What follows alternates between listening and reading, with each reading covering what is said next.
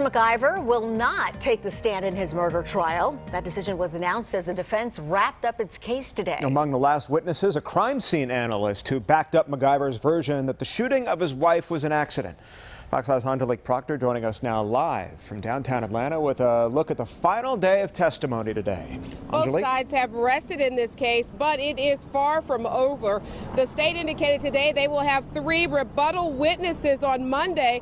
Then the jury will actually view the crime scene, that Ford Expedition at the McIver zone, before closing arguments. Every indication is the gun was on its side as it was positioned on his lap. Crime scene analyst Ross Gardner says it is physically impossible that the gun was held upright and had to have been on its side like Tex McIver claimed. It was a direct conflict with what the state's experts said. What does that tell you about how it may have expelled a projectile?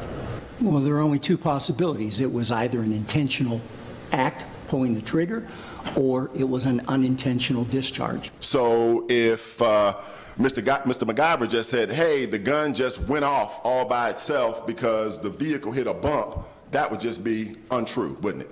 Absolutely. Just a lie, right? Well, misconception. The defense also called the new executor of Diane McIver's will to the stand.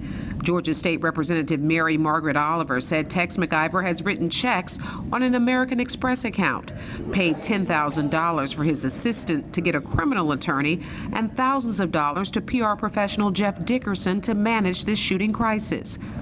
The exhaustive case finally ended with the murder defendant declining to testify on his behalf. The things you've told me you understand, Mr. McIver, do you choose to testify in your trial? No.